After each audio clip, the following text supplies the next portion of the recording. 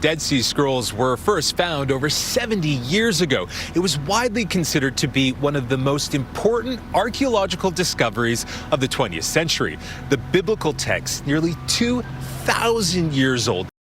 A 2,200-year-old scroll, called the Isaiah Scroll, has just been found in the arid deserts of Israel, and its contents are nothing short of shocking. This Isaiah Scroll, which is part of the legendary Dead Sea Scrolls, has been hidden for centuries. Inside the storage jars were ancient texts, which very quickly they came to realize. But now it's offering new truths about Jesus and the world he lived in. In this video, we'll explore the incredible story behind this scroll and why it is so important today. What secrets does this ancient relic hold? And how can these secrets change our understanding of Jesus' mission on earth? Let's get into it. The discovery of the Dead Sea Scrolls. Before we go in depth into the Isaiah Scroll and its importance today, we need to first talk about the group of scrolls it was a part of, the Dead Sea Scrolls. The Dead Sea Scrolls were first discovered in the arid and rocky region near the Dead Sea in what is now Israel. In 1946 or early 1947, Bedouin shepherds were tending their flocks in the Judean desert when one of them stumbled upon an ancient treasure that would soon become one of the most important archaeological discoveries of the 20th century. The shepherd, a young boy, was searching for a stray goat when he threw a rock into a small cave near Qumran, a site overlooking the Dead Sea. To his surprise, the rock made a peculiar sound, not like hitting rock or sand, but as though it had struck something hollow. Intrigued, he and his friends climbed into the cave and found a collection of clay jars. What they found was beyond astonishing. Inside some of these jars were scrolls wrapped in linen, astonishingly preserved despite their incredible age. The first scrolls they uncovered included what came to be known as the Great Isaiah Scroll, which was later identified as one of the most complete and important of the Dead Sea Scrolls. These ancient manuscripts contained Hebrew texts that predated Jesus Christ by centuries, offering insights into a time long before Christianity and shedding light on early Judaism. The discovery would soon spark global interest, leading to a race to locate and study more such treasures in the surrounding caves. Between 1947 and 1956, archaeologists and treasure hunters unearthed scrolls and fragments from a total of 11 caves in the Qumran region. The scrolls date back to a period spanning the 3rd century BCE to the 1st century CE, a time known as the Second Temple period in Jewish history. This was an important era when Judaism was evolving and diverse religious ideas flourished. It was also a period of great political issues, as the Jewish people lived under various foreign rulers, including the Greeks and Romans. The Dead Sea Scrolls are a remarkable collection of nearly 981 manuscripts.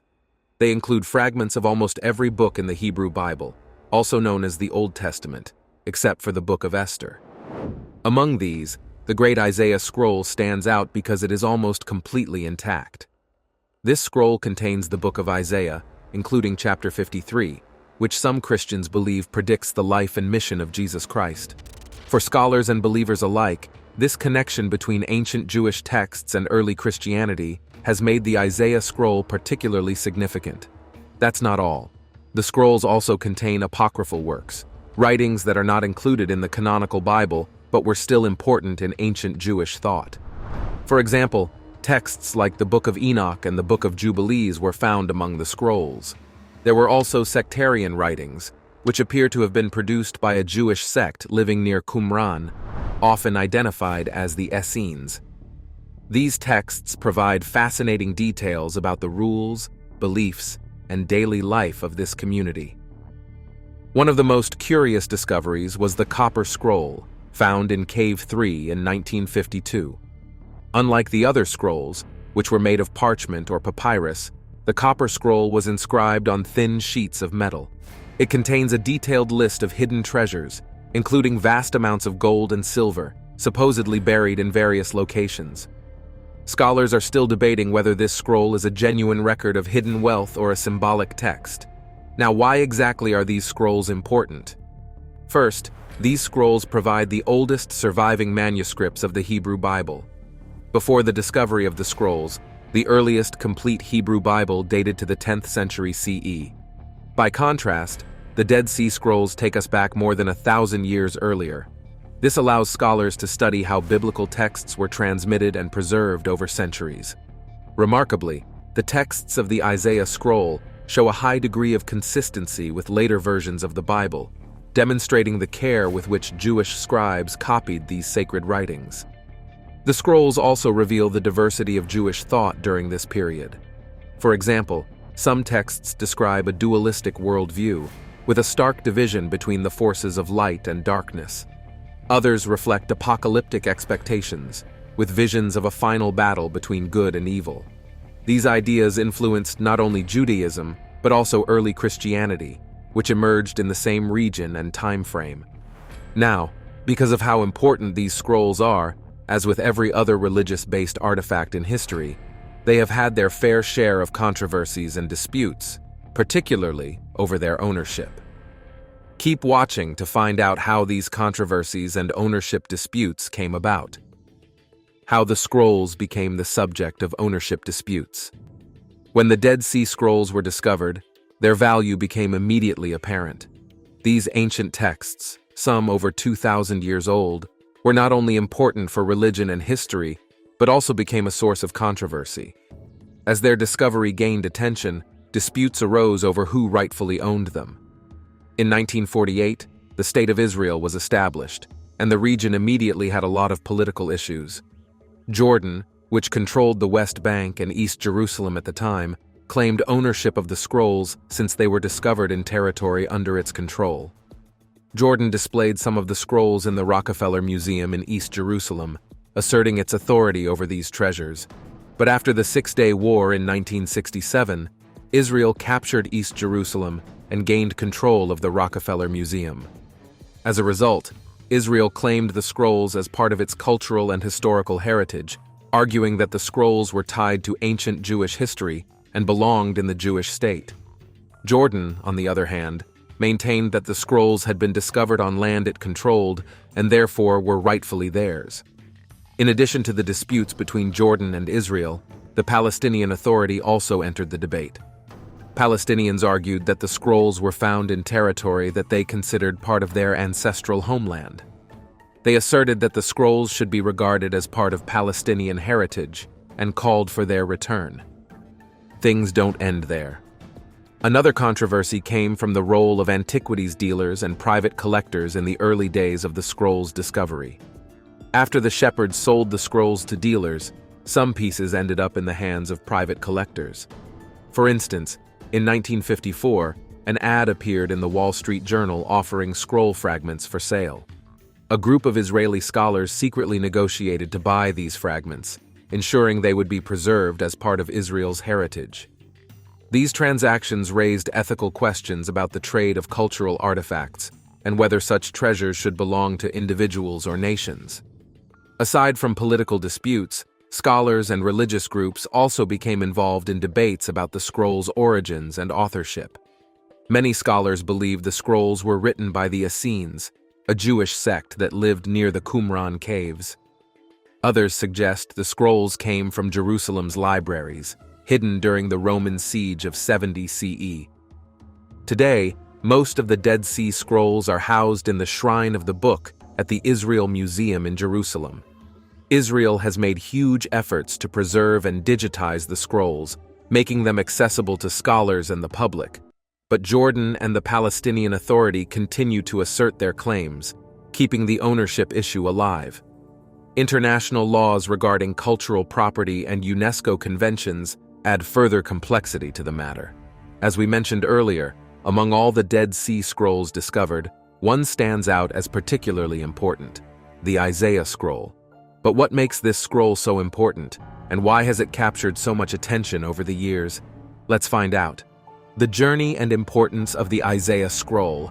Referring to what we mentioned at the beginning of this video, the journey of the Isaiah scroll from the Qumran caves to global recognition is a story filled with drama and intrigue. It began with a chance discovery by Bedouin shepherds in the Judean desert. Searching for a lost goat, they stumbled upon a cave containing jars filled with ancient scrolls. Among them, was the Isaiah scroll. At first, the shepherds had no idea of its value. They sold it to an antiquities dealer, and from there, the scroll began a journey that would change the study of biblical history forever. One of the first scholars to examine the Isaiah scroll was Eliezer Sukenik, a professor at Hebrew University in Jerusalem. He immediately recognized how important it was, describing it as the greatest manuscript discovery of modern times. At the same time, parts of the scroll ended up in the hands of Mar Athanasius Yeshua Samuel, a leader of the Syrian Orthodox Church in Jerusalem. Mar Samuel took the scroll to the United States, hoping to sell it. In 1954, the State of Israel purchased it for $250,000, bringing it back to Jerusalem. This purchase was more than just an academic achievement. It was a cultural and national milestone for the newly established country. Unlike many other scrolls found in the Qumran caves, which are fragmented and incomplete, the Isaiah scroll is remarkably intact. It contains all 66 chapters of the Book of Isaiah, a foundational text for both Judaism and Christianity, preserved in its entirety on a delicate parchment roll. Its discovery gave the world a rare glimpse into the past, offering profound insights into religion, history, and the ways sacred texts were transmitted over centuries. Wait, there's more. What makes the Isaiah scroll so important is its incredible preservation and its relationship to later versions of the Hebrew Bible.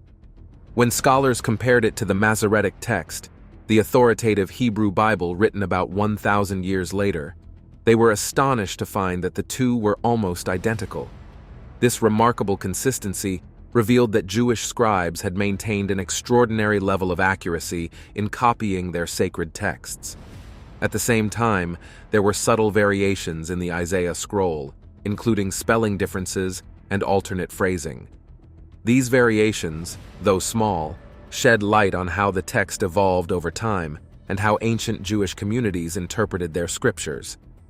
One of the most intriguing parts of the Isaiah scroll is its inclusion of Isaiah 53, the suffering servant passage.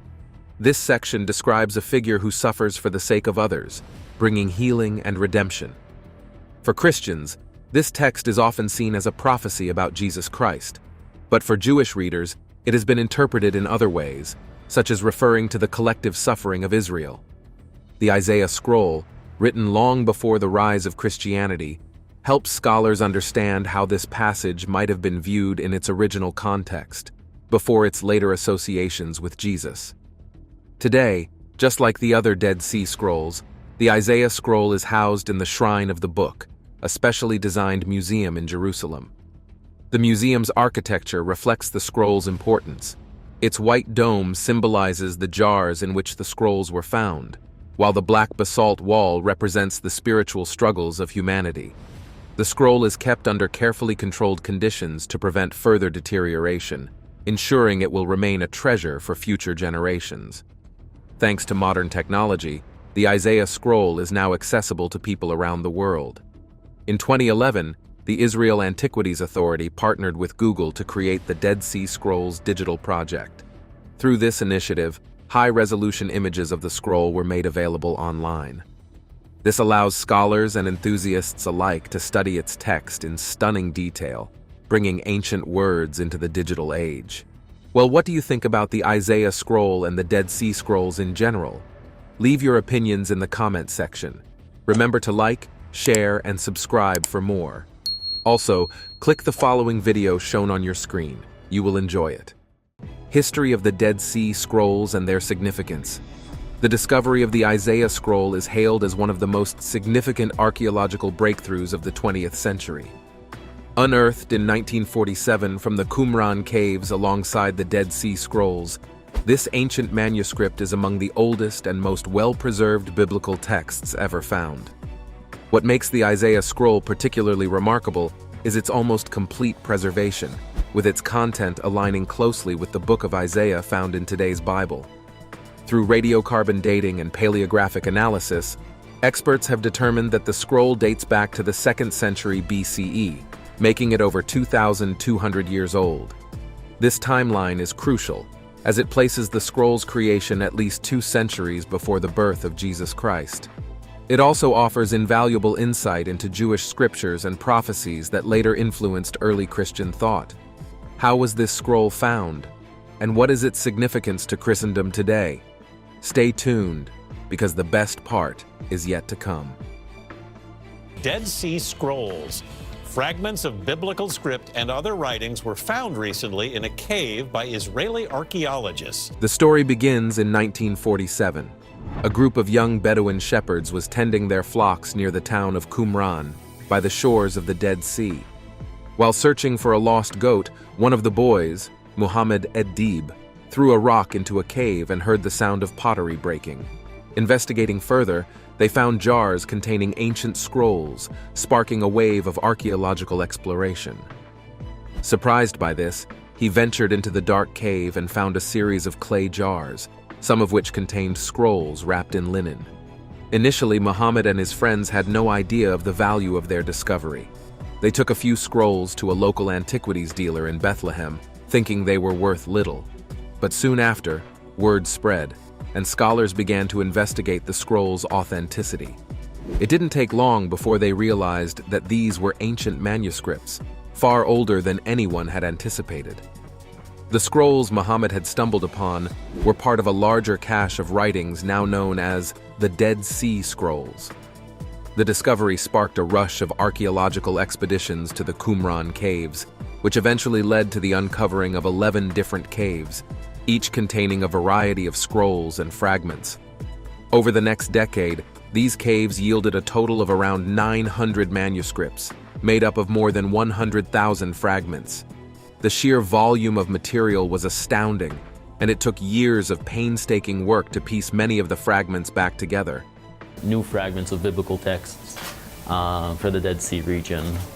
We found one fragment with from chapter 8, verses 16 to 17. The scrolls themselves are an extraordinary collection of writings. They include copies of biblical books, sectarian writings, and apocryphal texts, many of which were previously unknown to modern scholars. The texts are written mostly in Hebrew, with some in Aramaic and Greek, and they date from the 3rd century BCE to the 1st century CE. In addition to biblical texts, the scrolls also contain sectarian writings that shed light on the beliefs and practices of the Jewish community that lived in Qumran. Many scholars believe this community was connected to the Essenes, a Jewish sect mentioned by historians like Josephus and Philo. The sectarian texts include rules for communal living, hymns, commentaries on scripture, and apocalyptic visions of the end times. These writings provide invaluable insight into the religious landscape of Second Temple Judaism, revealing the diversity of thought and practice within the Jewish community at that time. So why are these ancient scrolls so significant to the Christian faith? For Christians, the discovery of the Dead Sea Scrolls holds profound implications. They offer an ancient confirmation of the reliability of our scriptures. Some scholars argue that the scrolls support the modern translations of the Bible, while others claim they expose discrepancies. However, these texts are mostly seen as a validation of the Old Testament's consistency. During the time these scrolls were written, there were no modern printing tools. Everything was painstakingly copied by hand. The Hebrews who preserved these texts were meticulous, ensuring the sacred words were passed down accurately. When the Dead Sea Scrolls were found, they became the oldest known copies of the Bible's Old Testament, providing critical evidence that the biblical texts we rely on today have remained consistent over millennia. These ancient manuscripts also served as a foundation for future translations, affirming the enduring truth that God's word remains unchanged through time. The scrolls that were found included parts of every book of the Hebrew Bible, except for the Book of Esther, as well as many other religious writings from the period.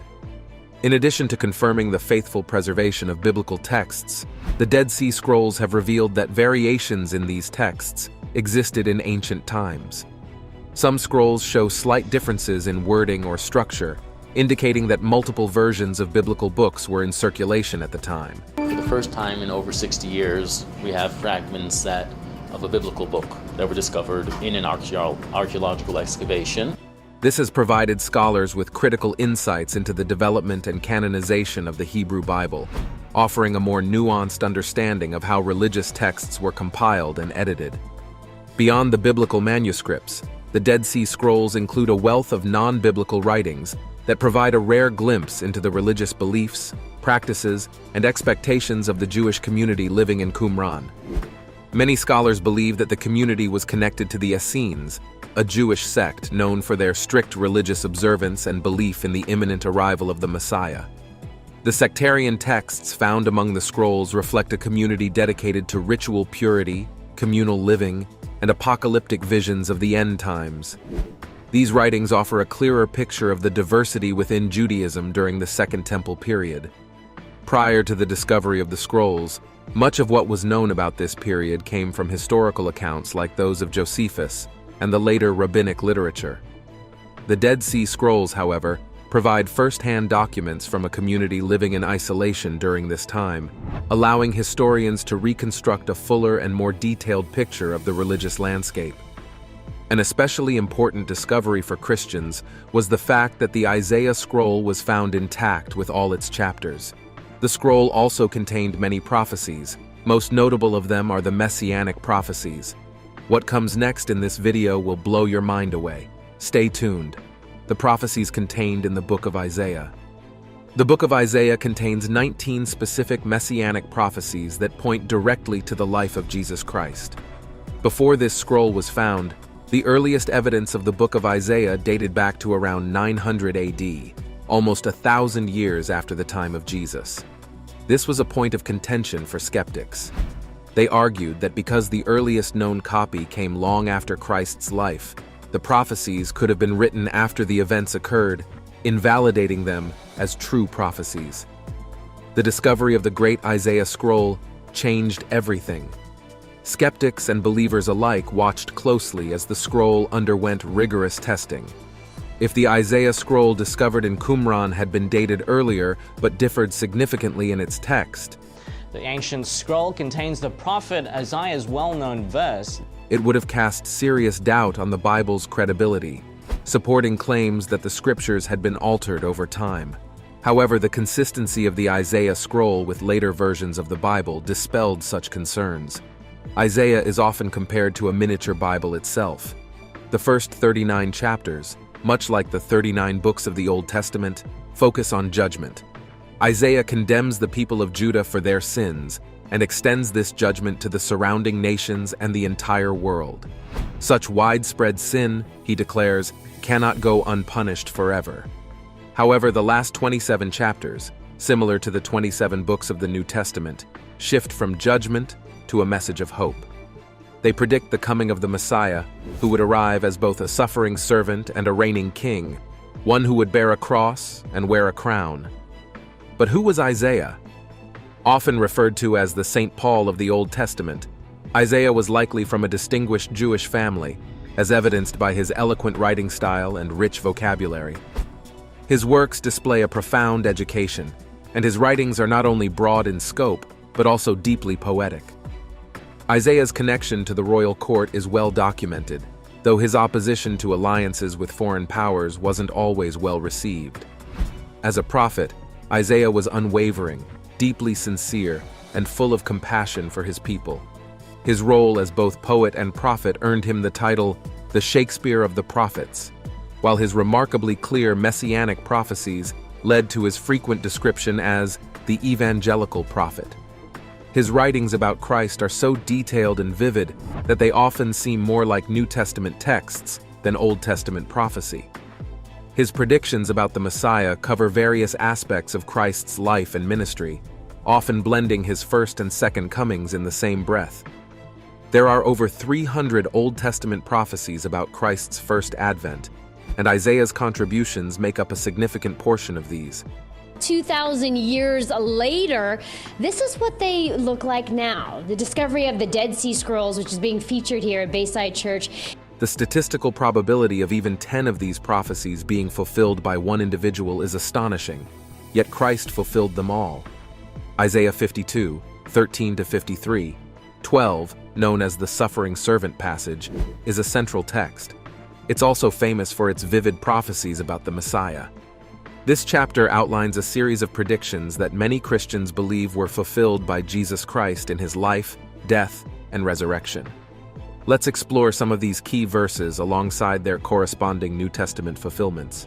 Isaiah 53:3 says, "He was despised and rejected by mankind, a man of suffering and familiar with pain." This prophecy finds its fulfillment in John 1:10-11, which reads, "He was in the world, and though the world was made through him, the world did not recognize him. He came to that which was his own, but his own did not receive him." This verse captures Jesus' experience of rejection, particularly by the very people he came to save. Isaiah 53:5 declares, "But he was pierced for our transgressions, he was crushed for our iniquities. The punishment that brought us peace was on him, and by his wounds we are healed." 1 Peter 2:24 echoes this fulfillment.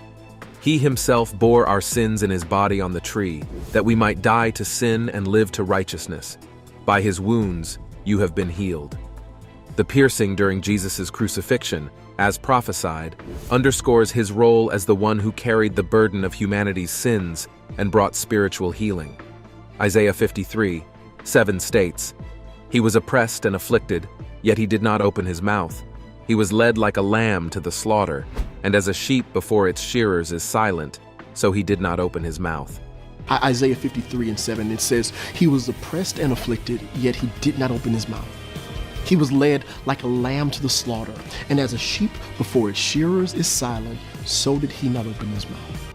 This prophecy finds fulfillment in Matthew 27:12-14, where Jesus remains silent before his accusers.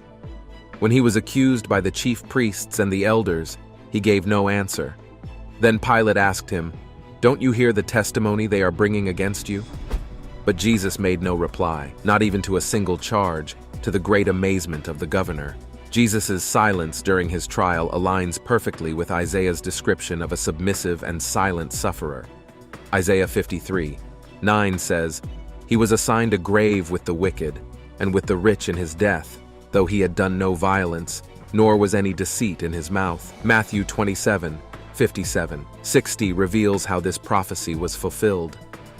As evening approached, there came a rich man from Arimathea named Joseph, who had himself become a disciple of Jesus.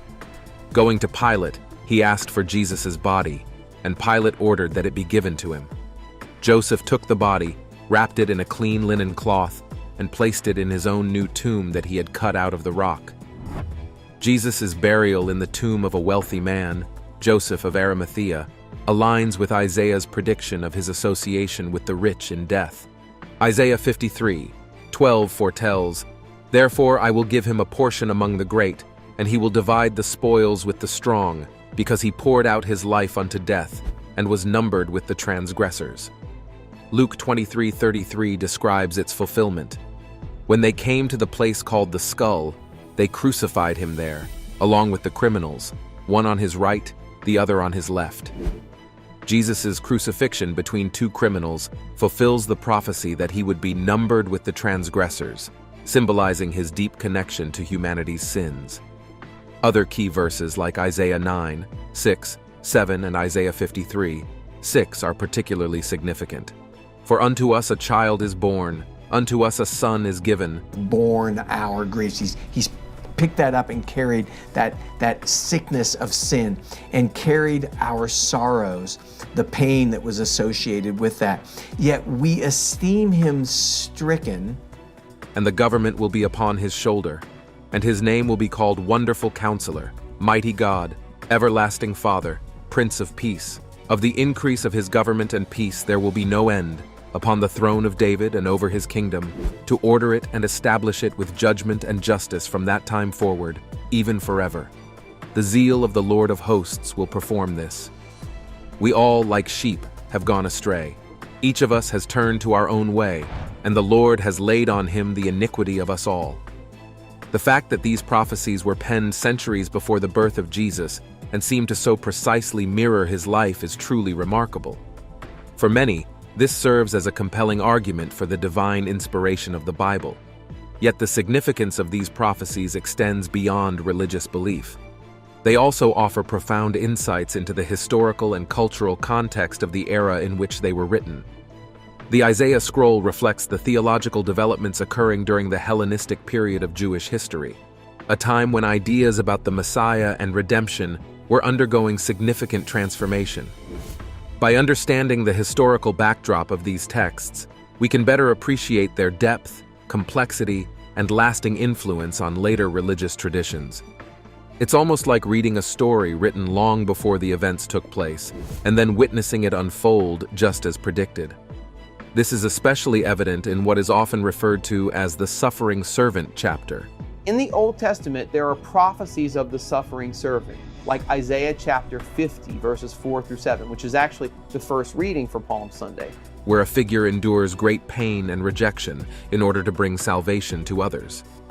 The parallels between this ancient prophecy and the life of Jesus are striking, providing not only a theological, but also a cultural and historical bridge that connects the past with the foundations of Christian faith. Despite how significant the findings of the Dead Sea Scrolls was, a lot of theories have sprung up debunking its credibility.